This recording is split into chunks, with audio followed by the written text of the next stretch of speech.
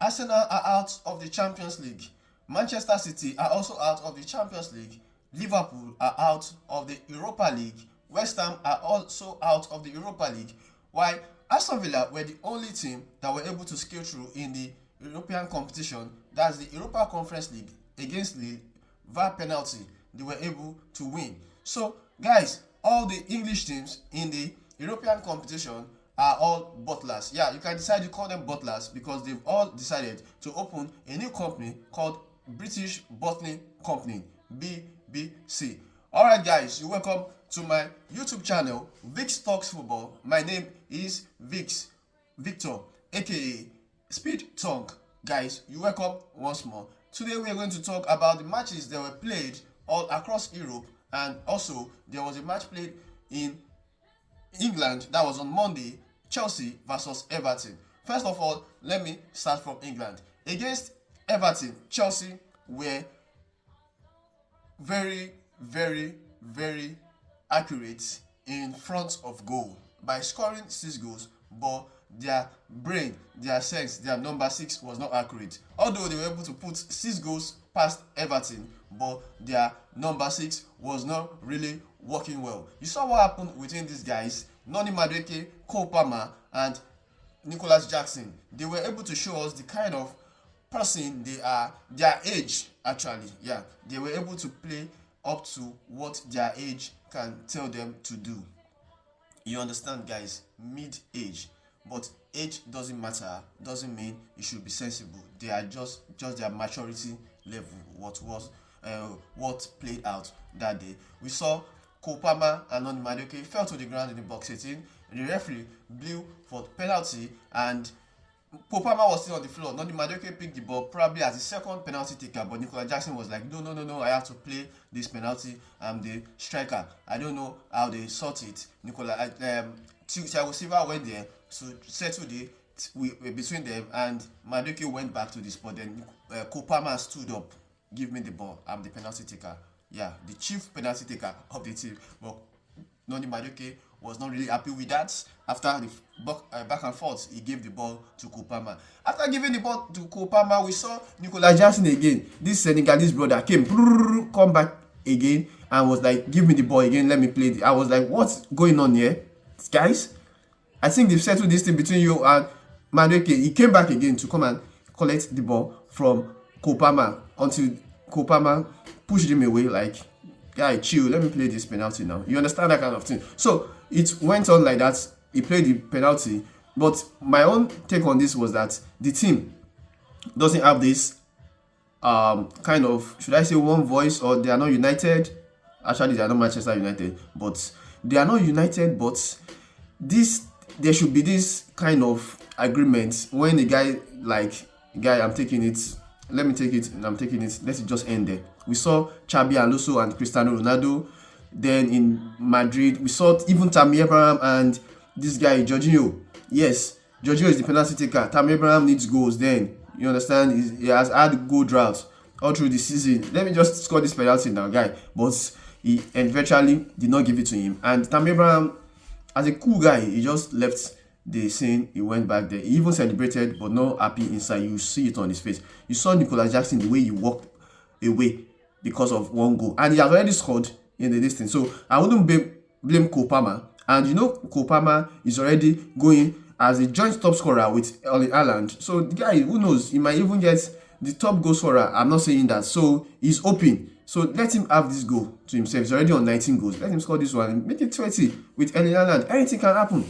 You understand? So that's it. But guys, your take on this Everton drama between Chelsea and Everton match, your take on the drama between the three guys there, Kopama, Noni Madueke, and this. My own is that they are not just matured enough, you understand, and they showed us. And the leadership in the team, I don't know what's wrong.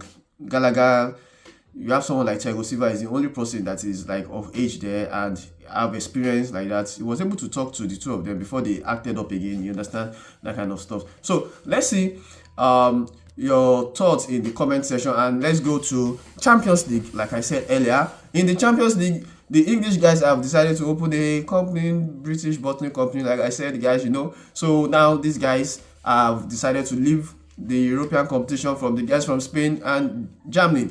We have only Bayern Munich, Real Madrid, Dortmund, and Paris Saint-Germain left in the Champions League now for the semi-finals. Bayern Munich will be playing against Real Madrid. Dortmund will be playing against Paris Saint-Germain. Guys, what do you think of this? If I should follow what has been happening in the past in Champions League now, I will tell you guys straight off that Real Madrid is going to get this title. But there's something, maybe a soothsayer, all these things going around, you understand, like predictions saying Paris Saint-Germain might be getting this Champions League this year. I would love that to happen as well.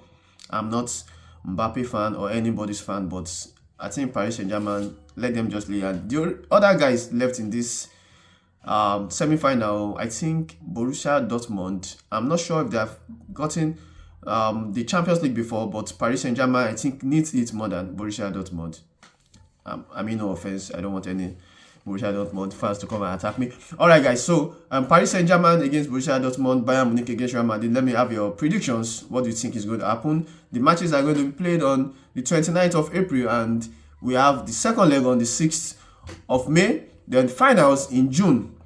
Yes, the finals in June, which is happening in Wembley. This is where I'm going back to the English guys again. These guys were supposed to be happy, excited, and try to fight their way to Wembley, but they decided to we are not going to Wembley. We are tired of going to Wembley. You understand? Manchester City and Arsenal are out, so I'm surprised that there's no English team in the semi-final now, probably to the final, that will play at home in Wembley, which have been like an home advantage for them. But it's fine. Let's see what really happened in the Champions League semi-final and finals. So I just wish all the remaining 4 teams, I wish them well. So we've talked about Chelsea and Everton. Let me have your take as well on the Champions League, Chelsea and Everton. And guys, we are going to look at the matches that we played this weekend all across Europe. Another one again for Man City. Chelsea and Man City will be playing in the FA Cup semi-final at Wembley as well. FA Cup semi-final as well at Wembley. Today, in the evening, we are going to have our take on that as well, the prediction and the... Alright, looking at the possible lineup, I'll only talk about the front 3 for Arsenal. At the left wing, we might have Gabriel Jesus or Martinelli there from the left wing for Arsenal. We know Havertz might continue as a first 9 for Arsenal. We don't know why Nketiah is on the bench. Probably his form. I don't think anything is actually wrong with his form. He's not having enough game time this for the recent weeks now that we have now. Bukayo Saka will definitely continue at the right wing, while we have David Raya continuing post, William Saliba the 4, Gabriel and Alexander Zinchenko. Ben White will also continue as the 2 for Arsenal today. And for the guys in Wolverhampton, we know Matheus Cunha is actually having a major doubt. That's a calf injury. We don't know if he will be available for selection as well. Pablo Sarabia is okay. Nothing is wrong with him. Joao Gomez. Then in the keeper, Jose Sa will actually continue. Then they don't have any other injury, more injury concern apart from the guys that have been on a long-term injury. We still have thigh injury for Nelson Semedo. You know that is there. So for Arsenal, Jurriën Timber has been on the sideline for long now due to injury. That's a knee injury. So guys, let me have a take on this Arsenal match. I believe they should be able to walk past. So that my prediction is Arsenal is going to win this match. I know they would like to still keep the race, being the title race against Man City. So guys, let me have your take on that as well while we move to other matches in the league.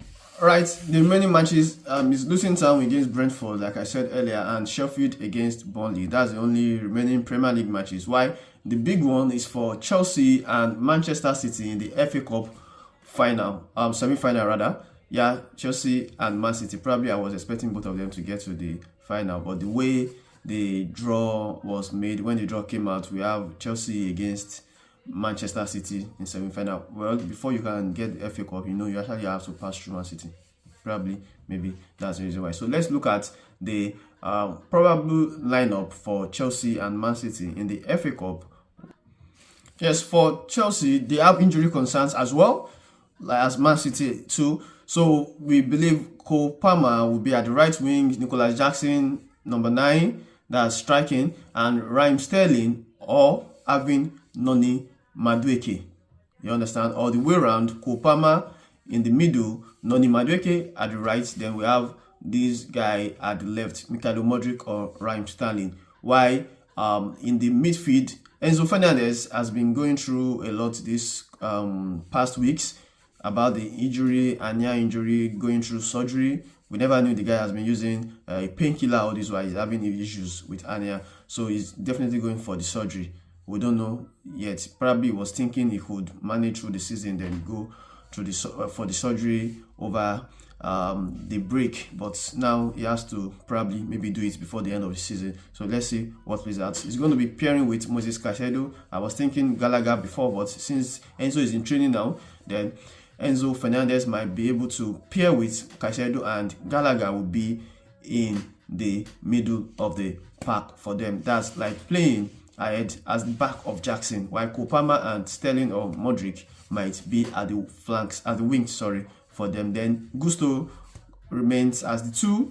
Chalobah and Thiago Silva, I think the partnership has been okay for Chelsea for the past 2 matches now, and Ben Chilwell or have Cucurella at the full left back there. Then George Petrovic continues as goalkeeper. And for the guys from the blue side of Manchester, we know they have plenty of options there and injuries as well. Then we know Haaland might be at the number 9 doing the goal scoring for Manchester City, but we might have Alvarez as well. We don't know.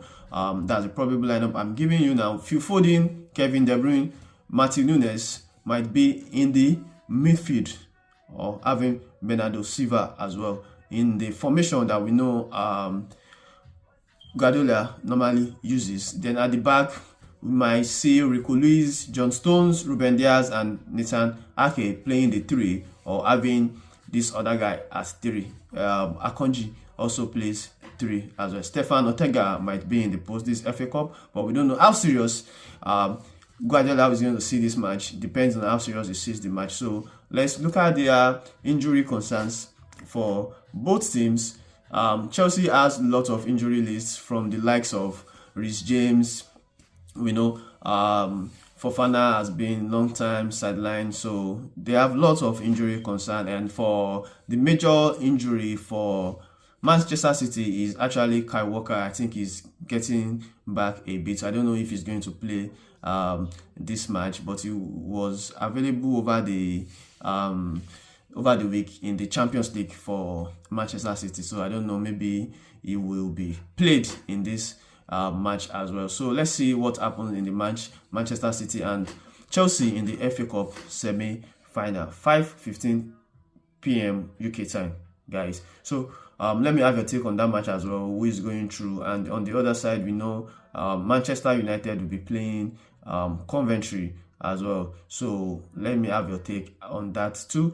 So for the Manchester United and Coventry match, yeah, Coventry against Manchester United will be played tomorrow around 3 p.m. So that's a match to watch out for as well. But my own take is that Manchester are going to stay through. I don't know, maybe they are going to get to penalties or get to extra time, but definitely on my own side, Manchester United will definitely scale through. So we don't know who is going to play the finals with Manchester United, but I'm not ruling Coventry City out of this match. But my own take, based on paper and every other thing, Manchester United should be able to scale through. Let me use the word definitely. So let's see what plays out in that match as well against Coventry and Manchester.